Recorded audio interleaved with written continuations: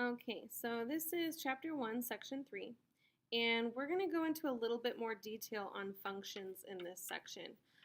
First off, we're going to talk about where it's increasing, decreasing, and constant. And we have some pictures here to kind of help us. This first picture here is showing us an increasing function.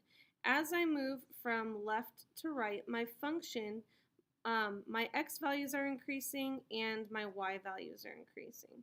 So again, y values are increasing and x values are increasing. They're both doing the same thing.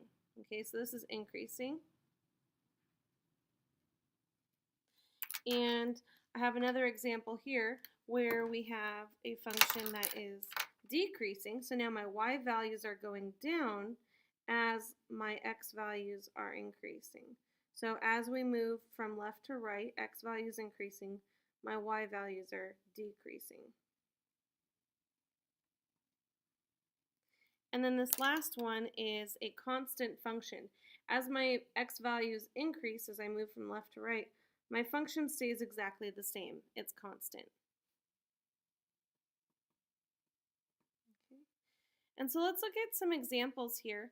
It says state the intervals on which each given function is increasing, decreasing, or constant. And we're talking about the x value intervals. So looking at this first function, and you can probably see the graph better on your paper than on the video, we're trying to figure out where is my function increasing, decreasing, constant. Well, starting from the very left of my function here, it's obviously decreasing. It's getting smaller and smaller and smaller y values until we hit this point right here.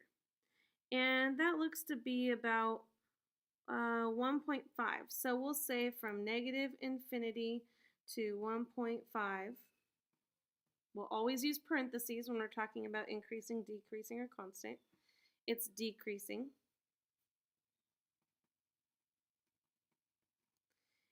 And then it starts to increase here. And so we'll say increasing from 1.5 until it looks like about a third here. So that's 1, 2, 3, 4.3. We'll say 4.3. And again, if you estimated slightly differently, that's okay. And then it starts to decrease again. So from 4.3 on to infinity, it's decreasing again. And so that's what we would say for that first example. Looking at our next example, we have what's called a piecewise function. I'm just going to write that out for you.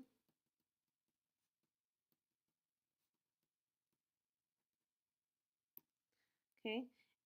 Piecewise functions are something that you will see more and more of. Especially in calculus, we will see a lot of piecewise functions. So if you're hoping to move on to calculus, whether at Southlands or at another school, you want to make sure you get really familiar with these. Okay. So it says there's an open hole at x equals negative 1. Okay. Let's see, from the left side. So open hole right here, and then a closed hole for the function from the right. Okay. All right. And so now we want to talk about where it's constant, increasing, decreasing, and so on. So coming from the left, it looks pretty constant to me. So constant from, let's say, negative infinity all the way to negative 1. And again, you're always using parentheses. You won't ever use brackets talking about this.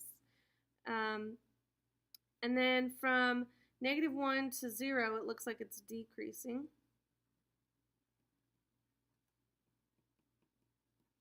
And then from 0 on, I think it's increasing here.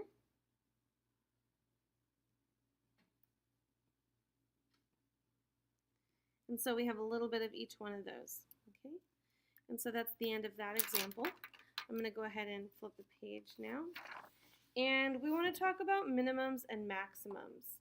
Now, the term relative, if I say I'm having a relatively good day, it's a pretty good day relative to other days. And so relative maximum is we're talking about in a certain area of the function do we have a maximum. Not in the entire function, but in a certain area do we have a maximum. Okay. And then a relative minimum is the same thing, but for a minimum value. Okay. So just on a part of the function. So for example, let me just draw a quick picture for you. This would be a relative maximum. It's not a maximum on the whole function, but it's a relative maximum here. This would be a relative minimum. Okay. All right. So moving on to even and odd functions. If I have a function that's even, then what that means is f of x is going to be the same as if I plugged in negative x for all x in the domain. Okay. Has y-axis symmetry, and it has a reflection across the y-axis. So if this pen here is the y-axis, this side is going to look exactly like this side. An odd function has a different kind of property here. So if it's an odd function, then f of negative x is equal to if I multiplied f of x by negative 1 for all x in the domain. And it has what we call origin symmetry, and that's a little bit different. We'll get into more of that later. Now let's look at some examples here. It says, determine whether each of the following functions are even or odd. And so I want to check even, and then if even doesn't work, then I want to check if it's an odd function. And if odd doesn't work, then that means it's neither. Okay, neither even nor odd. So looking at this first example here, if it's even, then I know that this right here is going to be true. So I'm going to try and find f of negative x. And that means I'm plugging in negative x anywhere there's an x. And negative x cubed is going to be negative x cubed. And negative 6 times negative x is going to be positive 6x. And since negative f of x, or f of negative x, is not equal to f of x, I know that this is not even. Okay, so not even.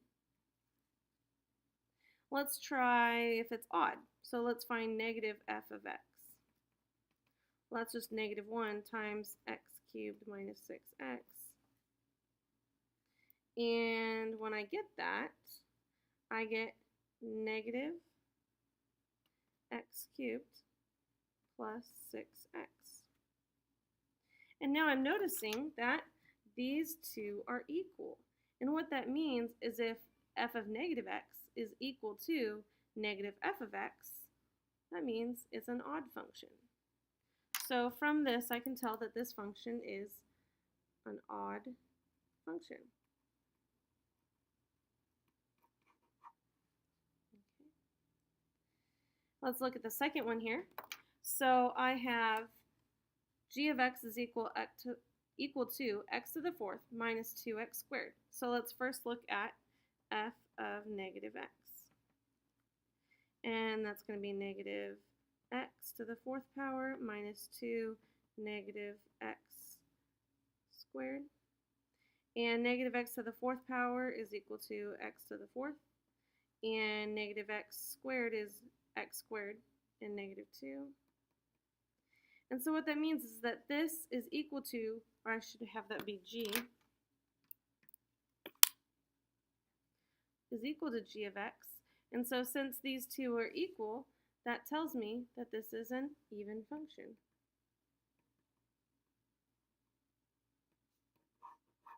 Okay. And then looking at this last one here, we have h of x is equal to x squared plus 2x plus 1. So let's first look at f of negative x, and that's going to be negative x squared plus 2 times negative x plus 1, and that's equal to x squared minus 2x plus 1, and those aren't the same, so it's not even. And then let's try negative f of x.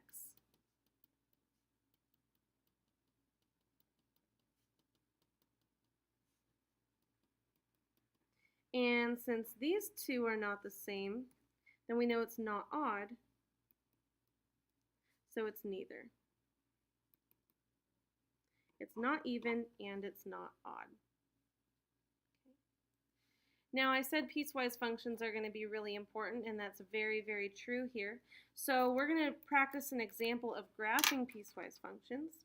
Okay, I even made a note about it here. It's frequently used in calculus. So let's go ahead and graph this. Now a piecewise function is taking a piece of one graph and sticking it with a piece of another graph.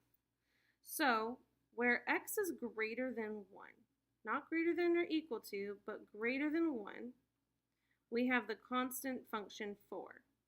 So for this piece right here, I have the constant function 1, 2, 3, 4. And I'm going to have an open dot there. Oops, not at 1, or not at 0, but at 1.